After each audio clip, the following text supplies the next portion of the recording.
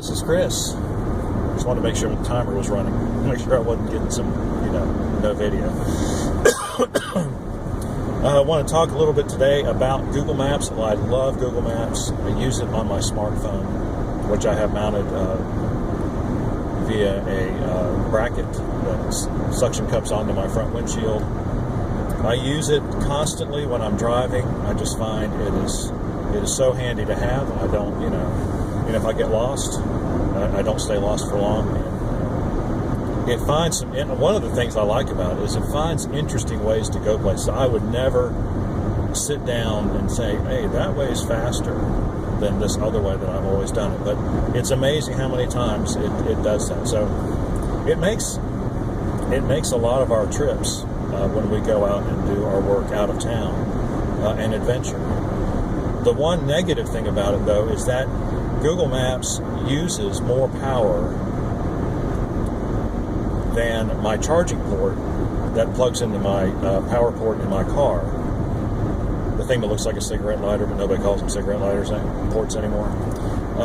It uses more power than that port can provide. And so as I'm driving along using Google Maps, I see the battery indicator continually go down, down, down, down until finally, usually after about 6 hours, it'll go dead unless I go to extreme measures like turning the screen off turning the screen off is the most effective thing, but even then it might charge back 1% or 2 an hour. I mean, that's how bad it is. I'm thinking it must be the 4G radio that's using all the juice, or the vast majority of the juice, and usually it's the screen, but I'm thinking for Google Maps it's probably the 4G radio. If anybody knows better, comment in the section below. So my first attempt to fix this was to get a little inverter. So I bought a little 150 watt inverter off of eBay that plugs into the power port, and it provides one standard AC type of plug-in. And so I did that, and I used my wall adapter that I had inside the house, and voila, it worked great. It charged in a very similar, maybe not quite as fast as a wall outlet, but very, very close. I mean, it would, and it would not, if I used Google Maps while it was plugged in,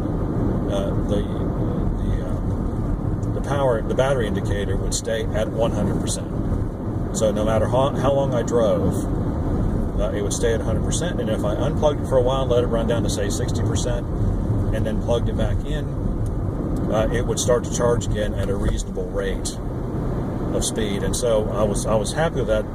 I was kind of happy with that. The thing I didn't like about it was the fact, of course, that that's another device that's sitting there in your dash, or I've got a little cubby hole down here underneath my console here, where all where the radio and the air conditioning and heating controls are. So it's taking up room there. So you got a cord coming out of the power ports going to that thing. You got your other cord with another thing plugged into it, then plugged into your phone, and it's just messy. And it's, I'm not a huge aesthetics guy, but I like things as neat as they can be, of course. And so I was thinking this would just have to work. And then I noticed that on this inverter it had 2 USB ports on it. One was labeled 1 amp and one was labeled 2.1 amps. And you would think for a computer guy that you would know that there are 2 different ratings for USB ports, but I had no idea that there were 2 different power ratings for USB ports. But there it is. And so I took the cord that I had been using with the regular USB adapter, and I plugged it into the 2.1 amp USB port, and voila, it behaved almost identically. The charging process, that is, behaved almost identically to using the wall adapter that was plugged into the AC port on the inverter.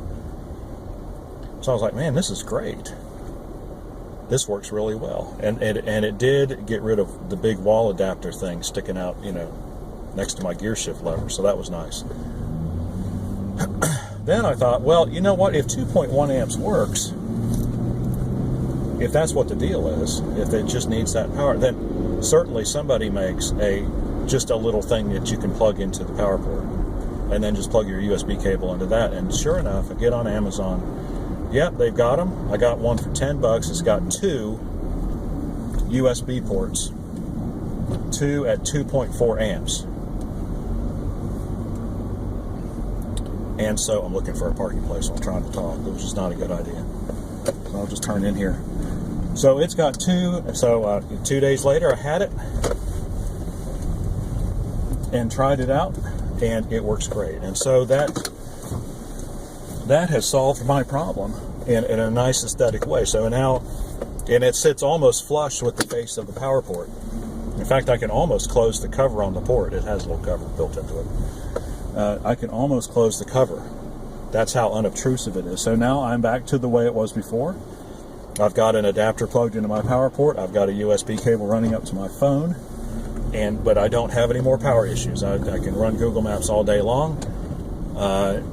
If I forget to charge my phone up at night, I don't have to worry about it, because this thing will charge it even while Google Maps is running. So, so if you are experiencing that kind of issue with your phone, if you're trying to use an application, be it Google Maps or whatever else you're trying to use, and you find that the phone will not stay charged, then you basically have two solutions to try out. The first one is, of course, an inverter. The advantage of the inverter is you can use it for other things and not just your phone. You can use it for a laptop, for example. It's got enough power to power one of those. Or a lot of these semi-portable lights that you can plug into a regular AC adapter port. It'll power those better. I mean, there's a big difference between 10 watts that you get out of a USB adapter and the 150 watts that I'm getting out of my inverter. So, and that might work for you. And if you don't mind a few extra cables and a little, bit of aesthetic ugliness, then go for that. But if you're looking for something that's simple and cheap, it's only $10. Then I suggest you get one. Just make sure that when you're looking through the listings on Amazon or eBay, or if you're at the store, I don't know if Walmart or Kmart, places like that, would really have something like that. I've never seen one. I think that's one of the reasons why I didn't know they existed. But just make sure they're marked 2.1 or 2.4 amps, and they'll be marked right under the port, so you don't have to worry. You don't have to search for it. Of course, it's a very small device anyway.